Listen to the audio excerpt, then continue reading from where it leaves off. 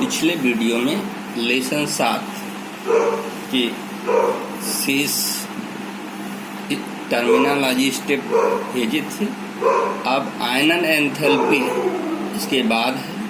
तो आयनन एंथैल्पी की परिभाषा देखिए, किसी विलगित गैसीय परमाणु के बाह्यतम कोश से एक इलेक्ट्रॉन निकालने के लिए आवश्यक ऊर्जा आयनन एंथैल्पी कहलाती है। अब ये विलगित क्या कहलाता है, ये देखो, इसी सोडियम परमाणु ये सॉलिड रूप में होता है, ठोस होता है।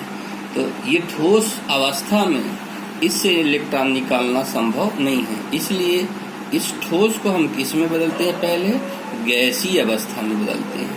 और जब गैसीय अवस्था में बदल देते हैं तो इनके इलेक्ट्रॉन दूर दूर हो जाते हैं। पहले यहाँ पास पास थे, इस वजह से धात्विक बंध लगने के कारण पास पास थे, इस वजह से इनसे इलेक्ट्रॉन निकालना संभव नहीं था। इसलिए इसे गर्म करके हम कहाँ में बदल देते हैं, पहले गैसीय अवस्था में। और जब गैसीय अवस्था में आ जाता है तो विलगित का मतलब उदासीन परमाणु से।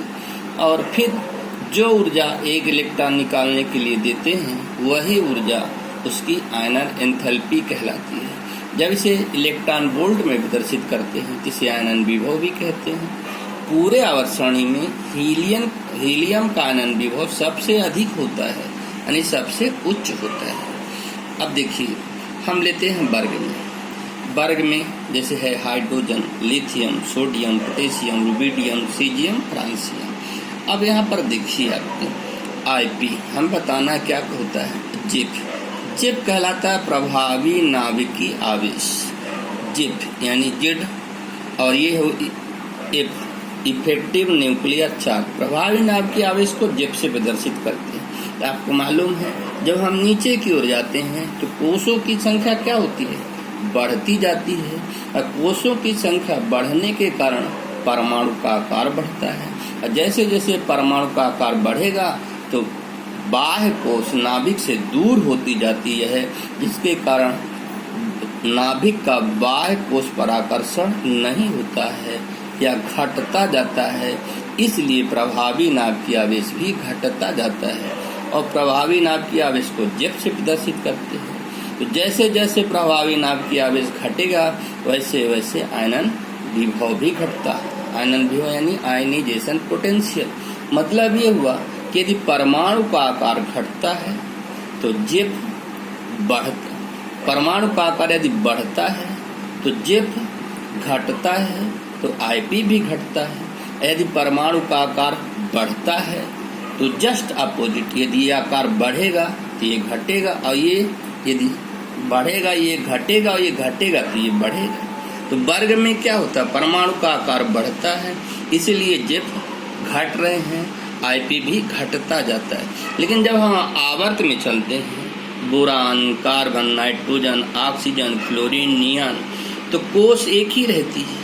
देख लीजिए, कोष जैसे ये है boron, 2-3 carbon, 2-4 nitrogen, 2-5 oxygen, 2-6 fluorine, 2-7 neon, 2-8।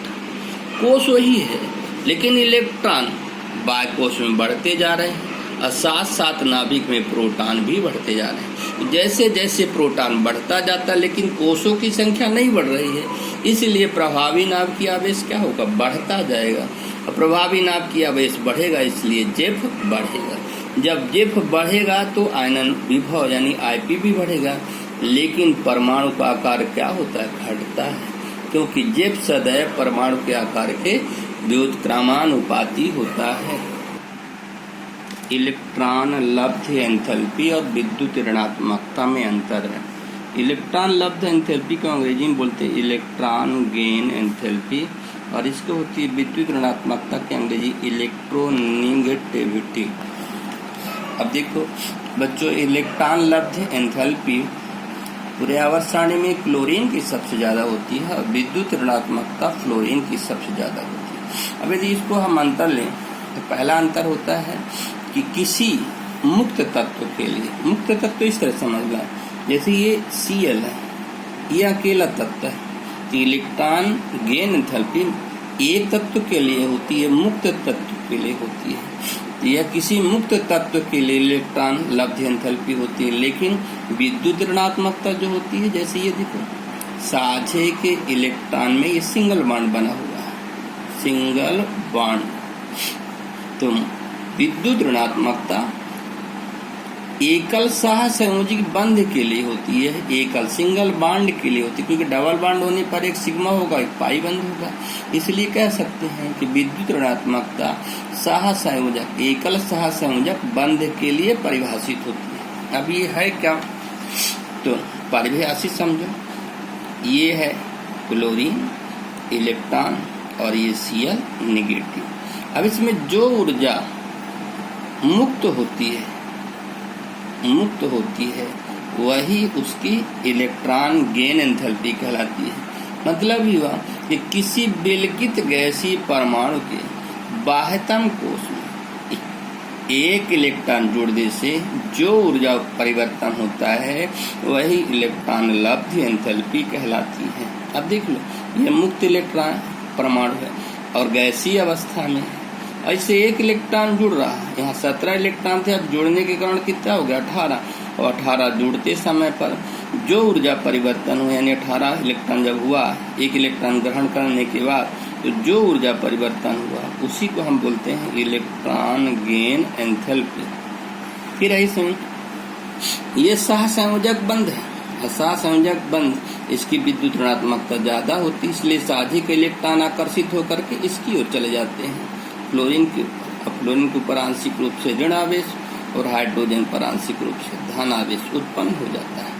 अब देखो, सहसंयोजक बंध के इलेक्ट्रॉन को अपनी ओर आकर्षित करने की प्रवृत्ति जिस परमाणु में अधिक होती है वही प्रवृत्ति उसकी विद्युत ऋणात्मकता कहलाती है। अब फ्लोरीन की विद्युत ऋणात्मकता अधिक होती, इसी वजह से साझे के इलेक्ट्रॉन को अपनी ओर आकर्षित कर लेता है। मतलब ये हुआ कि सहसंयोजक बंध के इलेक्ट्रॉन को अपनी ओर आकर्षित करने की प्रवृत्ति जिस परमाणु में अधिक होती है वही प्रवृत्ति उसकी विद्युत ऋणात्मकता कहलाती है। जेफ, जेफ का मतलब है प्रभावी नाभिकीय आवेश। यदि जेफ बढ़ता है तो इलेक्ट्रॉन लब्धि भी एंथैल्पी भी बढ़ती है, यानी ये दोनों एक दूसरे के समानुपाती होते हैं। यदि जेफ घटता है तो इलेक्ट्रॉन लब्धि एंथैल्पी भी घटती है। क्यों? क्योंकि एक दूसरे के समानुपाती है। अब देखिए हम वर्ग में चलते हैं, hydrogen, lithium, sodium, potassium, rubidium, caesium, francium. यहाँ क्या हो रहा है, कोष की संख्या बढ़ रही है और बाह्य कोष नाभिक से दूर चली जा रही है, इसलिए प्रभावी नाभिकीय आवेश क्या होता है, घटता है, यानी जेफ घट रहा है। और जब जेफ घटता है तो समानुपाती होने के कारण इलेक्ट्रॉन लब्धि एंथैल्पी भी घटेगी, यानी जब प्रभावी नाभिकीय आकर्षण कम होगा तो जो इलेक्ट्रॉन तत्व ग्रहण करता है उसको आकर्षित करने की क्षमता भी कम होगी, इसलिए इलेक्ट्रॉन लब्धि एंथैल्पी भी क्या होगी, घटेगी। लेकिन जब हम आवर्त में जाते हैं, boron, carbon, nitrogen, oxygen, fluorine और नियान, इसमें क्या होता है, नाभिकीय आकर्षण बढ़ता है। नाभिकीय आकर्षण बढ़ता है अर्थात प्रभावी नाभिकीय आवेश बढ़ता है। मतलब ये हुआ कि जेफ बढ़ रहा है, और जेफ बढ़ रहा है तो इलेक्ट्रॉन लब्धि एंथैल्पी भी क्या होगी, बढ़ेगी, क्योंकि एक दूसरे के समानुपाती होते हैं। अब है विद्युत ऋणात्मकता। ध्यान रखना बच्चों, सबसे ज्यादा पूरे आवर्त सारणी में क्लोरीन की इलेक्ट्रॉन लब्धि एंथैल्पी सबसे अधिक होती है। इलेक्ट्रॉन लब्धि एंथैल्पी कैसी होती है, उच्च होती है। जब 17वां सम पढ़ाएंगे तो क्यों होती बताएंगे।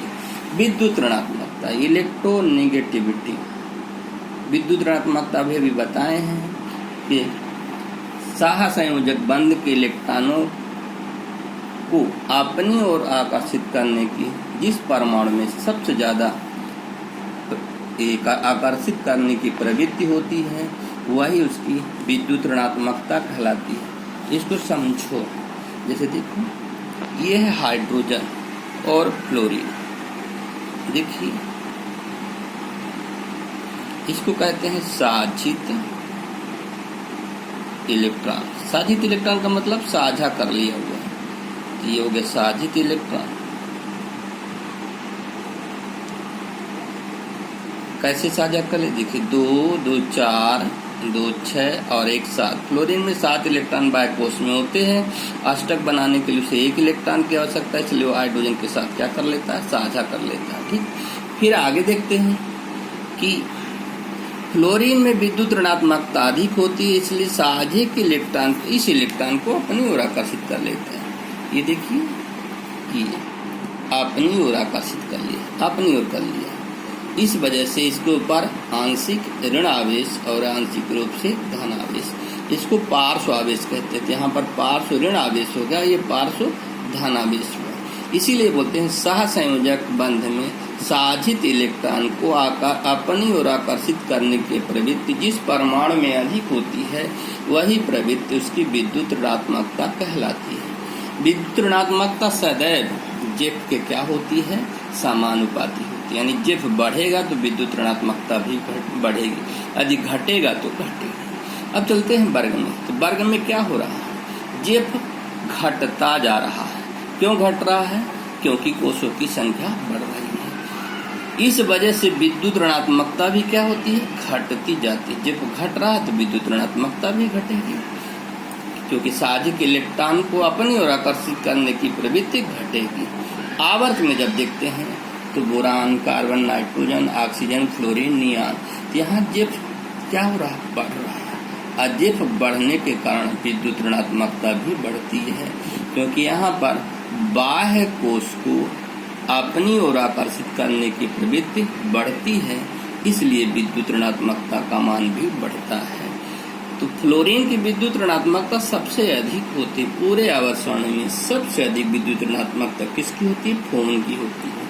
अब उसके बाद क्लोरीन, ब्रोमीन, आयोडीन की होती है। ये विद्युत ऋणात्मकता का क्रम होता है। आपको ध्यान रखना है, फ्लोरीन की विद्युत ऋणात्मकता सबसे अधिक होती है। आज से अब हम 15वां समूह का नाइट्रोजन परिवार डिटेल से चालू कर रहे हैं। देखिए 15वें समूह में आते हैं नाइट्रोजन परिवार के तत्व, nitrogen, phosphorus, arsenic, antimony, bismuth. अब देखिए, यदि आपको याद नहीं है तो आप तो न्यूजीलैंड का नाम जानते हैं। न्यूजीलैंड, पाकिस्तान, ऑस्ट्रेलिया सब बिके। New Zealand NN, Pakistan P, Australia AS, सब SB, BK BI। तो न्यूजीलैंड, पाकिस्तान, ऑस्ट्रेलिया सब बिके, यानी इसका मतलब है nitrogen, phosphorus, arsenic, antimony, bismuth. अब देखिए, नाइट्रोजन, फास्फोरस प्रकृति में देखा जाती है अधातु तत्व होते हैं, और आर्सेनिक और एंटीमनी उपधातु होती है। और जो बिस्मथ होता है वो टिपिकल मेटल कहलाता है, यानी धात्विक है लेकिन बहुत ही कम धात्विक गुण पाया जाता है, इसलिए इसे पुअर मेटल भी कहते हैं। इनके बाह्य कोष का विन्यास देखा जाए तो 2s2 2p3, 3s2 3p3, 4s2 4p3, 5s2 5p3 और 6s2 6p3। यदि एक ठो आप विन्यास याद कर लीजिए, एक संख्या बढ़ाते जाइए। दो देखिए, जैसे 2s2 2p3, बाकी में क्या है 3 4 5 6 बढ़ता जा रहा है, बस हो गया। यानी सामान्यतः देखा जाए सामान्य विन्यास इस समूह के बाह्य कोष का क्या होता है, तो देखिए NH2 NP3 होता है। अब इसे नाइट्रोजन परिवार भी कहते हैं। क्यों? क्योंकि नाइट्रोजन इस समूह का प्रतिनिधि तत्व होता है, इस कारण से इसे नाइट्रोजन परिवार भी कहा जाता है। अगला वीडियो जब आएगा उसके बाद इसके आगे की चीजें, इसके लक्षण वगैरह बताएंगे।